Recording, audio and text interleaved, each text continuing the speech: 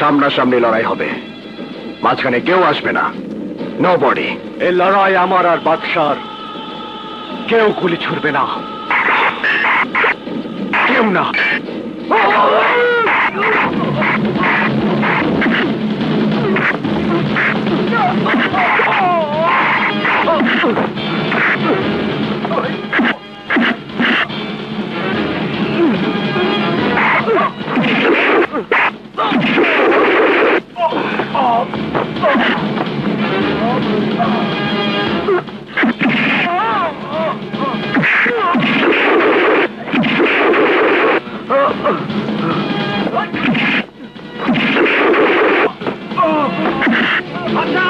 শেষ করে দে।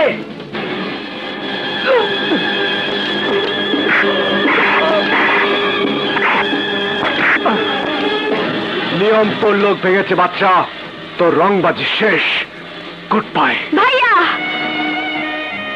টুনটুনি, কাকে তুমি গুলি করছো ভাইয়া? যে তোমার বোনের ইজ্জত বাঁচিয়েছে? এসব তুই কি বলছিস? বাদশা তোকে বাঁচিয়েছে।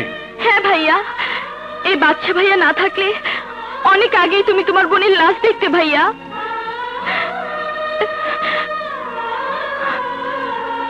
যে আমার বোনকে বাঁচিয়েছে, যাকে আমার বোন ভাইয়া বলে ডেকেছে, তাকে আমি মারতে পারবো না। ভাইয়া,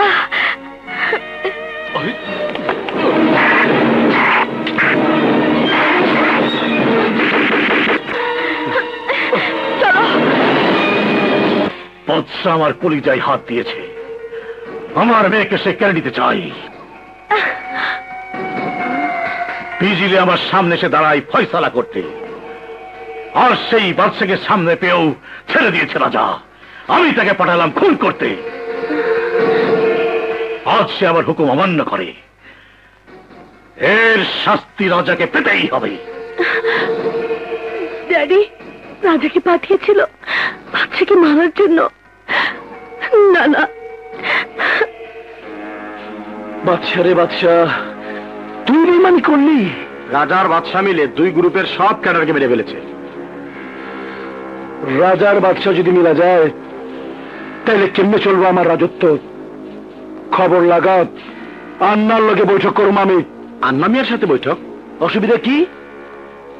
রাজার বাদশা যদি মিলবার পারে, তাইলে আন্নার পান্নার ফেস টু ফেস হইলে দোষ কি? তুমি? আমি ফয়সালা করে এসেছি বাদশা। কি ফয়সালা করে এসেছো?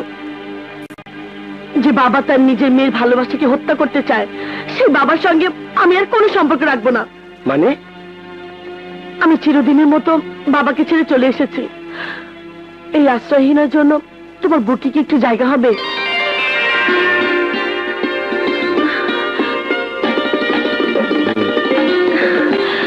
বাদশা হবে।